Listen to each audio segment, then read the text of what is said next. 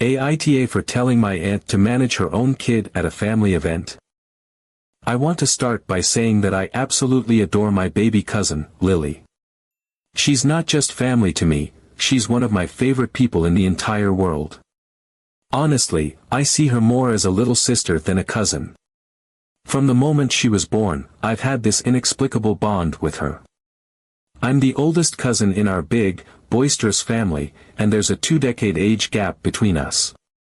Maybe it's because of that, or maybe it's just her sweet, clingy nature, but I've always felt this special connection to her. She's the type of kid who lights up any room she's in, curly hair, wide eyes, and a giggle that can make even the grumpiest person smile. So, to be clear, I love this little girl with all my heart. But recently, something happened that's made me question whether I handled a situation the right way, and it's been eating at me ever since. Let me set the scene a little. I'm 24 years old, and while I love my family, I don't get to see them as often as I'd like. I live out of state, and between work and just the general chaos of adult life, my visits home are pretty rare. Our family is huge, think grandparents, aunts, uncles, cousins of all ages, and every gathering feels like a small wedding. It's loud, it's messy, and it's always full of drama. I usually enjoy these get-togethers because they're one of the few times I get to catch up with everyone and unwind. This time, though, things didn't exactly go as planned.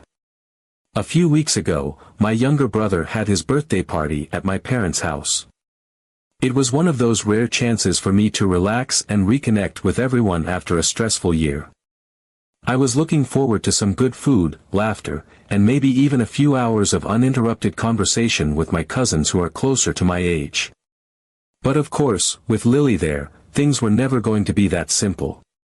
Lily, being 4 years old and the youngest in the family by a long shot, doesn't have any cousins her own age to play with.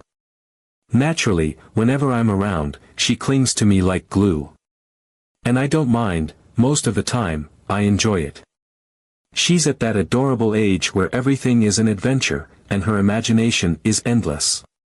So, as soon as I walked into the house, she ran to me with her arms wide open, shouting my name like I was some kind of celebrity.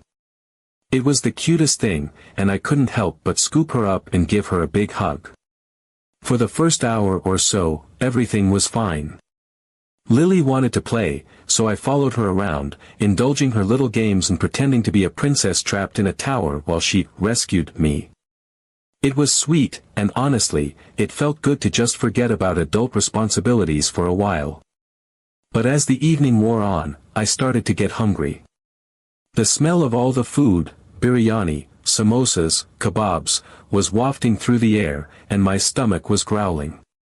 I told Lily I needed to take a break to eat, but she wasn't having it.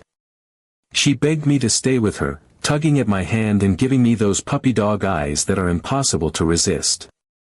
Eventually, I compromised. I sat her down with a plate of food and fed her myself. It's a thing with Lily, she's super picky about who feeds her. If it's not her mom, my mom, or me, she flat out refuses to eat. So there I was, spooning rice into her little mouth while she chattered on about her imaginary friends. It was cute, but by the time she finished, I was starving. After making sure she was settled, I handed her off to my grandma, who was sitting nearby. I figured Lily would be fine with her for a while, maybe she'd nap or go play in the garden. I grabbed a plate of food and finally sat down to enjoy the meal. For the first time that evening, I was able to relax and join in on the conversations around me. I thought everything was under control. But of course, that peace didn't last long. A few minutes later, as I was finally starting to feel like I could enjoy myself, I heard a loud crash that made the entire room go silent for a split second before gasps and murmurs filled the air. My heart sank. I immediately turned toward the dining area, and what I saw made my stomach twist into knots. There was Lily, standing frozen in the middle of what can only be described as absolute chaos. The tablecloth had been yanked off the table, taking with it a cascade of dishes, glasses, and serving bowls. It was a disaster. Plates of food lay shattered on the floor, their contents smeared across the tiles. Glasses had toppled over, spilling water and juice everywhere. Even the dessert, this beautiful trifle that someone had painstakingly layered, was now a sticky mess dripping onto the rug. It looked like a tornado had ripped through the dining area, and at the center of it all was Lily, her little face crumpling as she realized what had just happened. The sound of her wailing cut through the air, high-pitched and heart-wrenching. Her tiny hands were balled into fists at her sides, and her whole body trembled with the force of her sobs. I felt a pang of guilt hit me like a punch to the gut. I hadn't been watching her. Maybe if I'd stayed with her instead of assuming she'd be fine, none of this would have happened. I stood up quickly, my plate forgotten, and made my way over, weaving through the stunned onlookers who had gathered around to take in the scene. Lily's mom, my aunt, was already there, and her frustration was palpable. She was crouched down, trying to gather the mess while simultaneously scolding Lily in a sharp, scathing tone. "What were you thinking, Lily? Look at this mess. Why would you pull the tablecloth? Do you know how much work went into all of this?" Her voice rose with every word, and Lily only cried harder, her little shoulders shaking as tears streamed down her cheeks. It was clear she was scared and overwhelmed, and honestly, who could blame her? She was just a 4-year-old who had made a mistake, and now it felt like the whole room was staring at her like she'd committed some heinous crime. The whole scene was pure chaos. My other relatives were murmuring amongst themselves, some of them shaking their heads and clicking their tongues like they couldn't believe what they were seeing. A few people bent down to help clean up the mess, but most of them just stood there, watching like it was a live soap opera. I felt rooted to the spot for a moment, unsure of what to do. A wave of emotions crashed over me, guilt, worry, frustration, but the strongest feeling of all was this desperate urge to step in and shield Lily from all the judgment and yelling. I walked over, my footsteps quick but hesitant, unsure of how to de-escalate the situation without making things worse. As soon as my aunt noticed me, she turned her attention away from Lily and locked eyes with me, her expression sharp enough to cut glass. The frustration in her face morphed into something closer to anger, and the moment she opened her mouth, I knew what was coming. "Why weren't you watching her?" she snapped, her voice low but laced with fury. There was no softness, no understanding, just blame. Her tone hit me like a slap, and for a second, I couldn't even process what she was saying. "You know she follows you everywhere. You should have been keeping an eye on her." Her words were punctuated by the pointed jab of her finger, as if to hammer the accusation home. I froze, completely caught off guard. My first instinct was to defend myself, but the intensity of her frustration left me speechless for a moment. My mind raced as I tried to make sense of the situation. Yes, I had been playing with Lily earlier, but I wasn't her babysitter. She wasn't my child. And yet, the way my aunt was looking at me made it clear that she thought all of this was somehow my fault. I felt my face grow hot as the weight of everyone's eyes fell on me, their silence thick with judgment. "I'm sorry," I said, trying to keep my voice calm, "but Lily is not my responsibility. I've been playing with her all evening, but I thought it was okay to take a break and eat. She's your daughter, not mine." My aunt's face turned red, and she looked like she wanted to say something else, but instead, she just stormed off. The tension in the room was palpable, and I could feel the judgmental stares of some of my relatives. I tried to shrug it off, but inside, I felt sick. Had I been too harsh? Should I have just apologized and taken the blame to keep the peace? The aftermath has been even worse. My family group chats have been blowing up with passive-aggressive messages about respect, and how the younger generation doesn't value family. My mom and grandparents have been getting calls from relatives complaining about how disrespectful I was to my aunt. Even my mom, who usually has my back, told me I could have handled the situation more delicately. Now, I'm left questioning everything. Was I wrong to stand up for myself? Should I have just sucked it up and apologized to keep the peace? I love Lily, and I'll always be there for her, but I also feel like it's unfair to expect me to take on full responsibility for her just because I'm her favorite cousin. I didn't mean to cause any drama, but now I'm wondering if I handled things poorly. Am I the asshole here? Or was I justified in standing my ground? Update. Hey, everyone. I'm back with an update, and I want to thank all of you for your incredible support and advice after my original post. I can't tell you how much it helped to have people validate my feelings and remind me that I wasn't completely off base. After what felt like an emotional roller coaster, things have finally calmed down, for the most part, anyway, and I've been able to reflect on everything that happened. So, here's the rundown of how everything unfolded. After the whole incident at my brother's birthday party, my aunt wasted no time ramping up the drama to levels I didn't even think were possible. I honestly believe that, after a night or two to cool off, she'd let the whole thing go or, at the very least, tone it down to a simmer. But I was so wrong. Instead, it was like she took the situation as an opportunity to stage a one-woman crusade against me. The calls to my mom started almost immediately. Long, drawn-out voicemails flooded her phone, each one more dramatic than the last. I listened to one of them, and it was honestly laughable how over the top she was. She went on and on about how I had disrespected her, how I had no regard for family values, and how I was spoiled because my mom always defended me. It was clear she wasn't looking for a resolution, she wanted an audience for her outrage. But the voicemails weren't enough. She took things to the family group chat, which, let me tell you, is the worst place to air grievances. It's a huge group chat that includes all my aunts, uncles, cousins, and even my grandparents. It's supposed to be a space for sharing updates, family photos, and holiday plans, not for stirring up drama.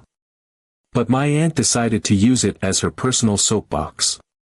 She started posting those classic, passive-aggressive messages that everyone knows are aimed at a specific person, even though she didn't mention me by name. Stuff like, some people in this family really need to learn their place, and, respect is such a basic thing.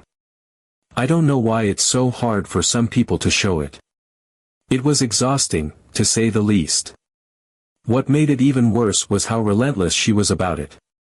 Every time my mom or someone else tried to shift the conversation back to something neutral, like asking about plans for an upcoming family event, my aunt would swoop back in with another snide remark.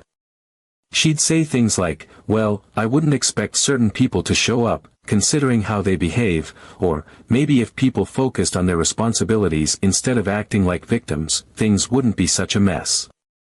The audacity of it all was almost impressive, but mostly, it just made me want to mute the group chat permanently.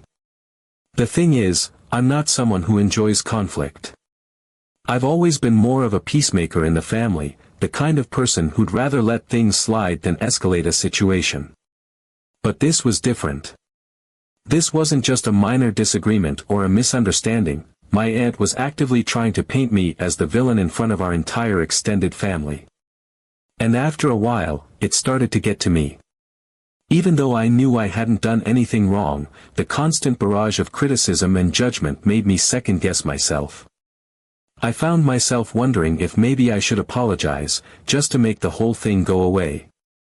Was it really worth all this drama over a single incident? Maybe swallowing my pride and saying sorry would have been the easiest solution. Thankfully, my mom wasn't having any of it. She's the type of person who will go to the ends of the earth to protect her kids, and she wasn't about to let my aunt drag me down like this. From the moment my aunt started her campaign of blame, my mom made it clear that she had my back. She sat me down and said, "You did nothing wrong, and I'm not letting her turn this into a blame game." She told me that my aunt's behavior wasn't about me, it was about her own inability to take responsibility for what happened. My mom reminded me that I had every right to stand my ground and not let my aunt guilt-trip me into apologizing for something that wasn't my fault. Hearing those words from her was like a lifeline. As much as I try to be confident in my decisions, the truth is, the sheer amount of backlash I was getting had started to wear me down. It's hard not to feel like the bad guy when someone is so determined to paint you that way, especially when it's someone in your own family. But my mom's unwavering support helped me see the situation clearly. She pointed out that if I gave in and apologized, it would only reinforce my aunt's belief that she could scapegoat me whenever things didn't go her way. And then, on Sunday, my mom decided she'd had enough of the endless drama. She's not the kind of person to sit back and let things fester, especially when it comes to her family. So, she marched over to my aunt's house to confront her directly. From what I've heard, and trust me, Carl didn't skimp on the details, it was an absolute showdown. My mom is a straight shooter and has no patience for petty behavior, so she wasn't about to sugarcoat anything. She didn't just address the chaos from my brother's birthday party, she took the opportunity to lay everything out on the table. Years of frustration, unresolved tensions, and unspoken grievances all came pouring out, and my aunt had no choice but to listen. My mom started with the immediate issue, the way my aunt had tried to blame me for Lily's accident and had subsequently dragged me through the mud in the family group chat. She made it clear that while I love Lily and always try to help out, the responsibility for looking after her ultimately lies with her parents. My mom pointed out how ridiculous it was for my aunt to expect me to take on a parental role at a family gathering when I was supposed to be relaxing and celebrating my brother's birthday. From there, my mom transitioned into a broader critique of my aunt's behavior. She called her out for being overly controlling, for pushing her responsibilities onto other people, and for her complete inability to let go of even the smallest perceived slight. But my mom didn't stop there. She also addressed the elephant in the room. My aunt's husband, from what I understand, has been more or less absent from both the parenting and household responsibilities. According to Carl, my mom didn't mince words about how my aunt has been left to shoulder the burden of parenting alone and how that frustration has clearly been spilling over into her relationships with the rest of the family. It wasn't a polite or diplomatic conversation, it was the kind of no-holds-barred confrontation that leaves everyone stunned into silence. Carl later told me it was like watching someone set off fireworks in a minefield. Every word was an explosion, and by the time my mom was done, there was no doubt that she had made her point. The aftermath of that conversation revealed a lot about my aunt that I hadn't been fully aware of. It turns out she's been having issues with nearly everyone in the family for years. She has this pattern of clashing with people over the smallest things and holding on to grudges like they're priceless treasures. Carl told me she's the type to bring up things that happened years ago, even if they've been resolved or were never a big deal to begin with. It's like she collects grievances the way other people collect stamps, meticulously and with a strange sense of pride. Apparently, it's become a running joke among the cousins that every family gathering will inevitably end with my aunt sulking in a corner or picking a fight with someone over something trivial. The more I learned, the more it became clear that the incident at the birthday party was just the tip of the iceberg. My aunt's behavior has been escalating over the years, and she's burned so many bridges within the family that people have started to tread carefully around her, just to avoid triggering her. It's exhausting to think about, and I'm honestly amazed that I hadn't noticed it sooner. Then again, I've been away for work most of the time, so I guess I've been spared from the worst of it. But here's where things get even more complicated. Carl told me that a lot of my aunt's behavior stems from her experiences with Lily's health issues when she was a baby. Lily had a rough start in life. There were some serious health scares that left my aunt constantly on edge. Those experiences shaped her into a textbook helicopter mom. She's hypervigilant to the point of being suffocating, and while I understand that her intentions come from a place of love and concern, the result has been stifling for Lily. From what Carl told me, Lily barely gets to leave the house unless it's to visit family, and even then, my aunt is always hovering over her like a shadow. She doesn't let Lily play with kids outside the family, and she's so protective that even Lily's preschool is run by my aunt's brother. And when it comes to school, forget it. My aunt has been known to pull Lily out of class on a whim, usually because she doesn't trust anyone else to look after her properly. It's no wonder Lily is so attached to me and my mom. When she's at our house, it's one of the only times she gets to feel like a regular kid. We let her run around, play, and just be herself without constantly looking over her shoulder. It breaks my heart to think about how limited her world is because of my aunt's fears. I know my aunt loves Lily deeply, but the way she's handling things is only going to hurt her in the long run. Lily deserves the chance to explore, make friends, and grow up without feeling like she's trapped in a bubble. While my mom was busy confronting my aunt, I decided to take some time to decompress. My brother and I went to the beach for the day, and it was exactly what I needed. We spent hours just hanging out, eating ice cream, and building sandcastles like we used to when we were kids. It was nostalgic and peaceful, and it reminded me of all the good memories we've had growing up. After all the stress of the past few days, it was a relief to just laugh and enjoy each other's company. It also felt like a small way to make up for the fact that his birthday party had turned into such a chaotic mess. On Monday, things were much calmer.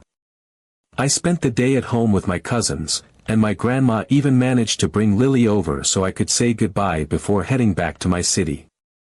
Apparently, getting Lily out of my aunt's house was a battle in itself, but I'm so grateful my grandma made the effort. Spending those last few hours with Lily was bittersweet. She's such a bright, happy little soul, and I hate that I don't get to see her more often. We played together, and I made sure to give her lots of hugs and kisses before she left. I could tell she didn't want to go, and honestly, neither did I. Now for the funny part. Shortly after I posted my original story, Carl called me with his usual sarcastic sense of humor. His opening line. "Breaking out of the prison, are we?" "Right behind you, sis." He's been cracking jokes about the whole situation ever since, and honestly, it's been such a relief to have someone lighten the mood. He's one of those people who can find humor in anything, and it's exactly what I needed to stop taking everything so seriously. As for my aunt, she's still trying to stir the pot, but it's not working as well as she probably hoped. Once the truth came out about how much she's been micromanaging Lily and clashing with other family members, people started siding with me. It became clear to everyone that her accusations about me neglecting Lily were completely baseless. Everyone knows how much I adore that little girl and how much effort I've put into being there for her when I can. The family drama has more or less settled, and most of my relatives have reassured me that I didn't do anything wrong. After all the advice and support I received, I've decided not to apologize. At first, I thought about apologizing just to keep the peace, but my aunt has blown this so far out of proportion that I don't see the point. She's made it clear that she's more interested in being right than actually resolving the issue, and I'm not going to play into that. My mom has been a rock through all of this, even telling my aunt to grow up and stop spamming the family group chat with her drama. Yes, those were her exact words. My mom is a legend. At this point, I'm putting the whole situation behind me. I'm back in my city now, ready to dive back into work, and I'm feeling at peace with how everything played out. Almost everyone in the family has come around to my side, and I'm moving forward with a clear conscience. Thank you again to everyone who helped me navigate this, I truly appreciate it.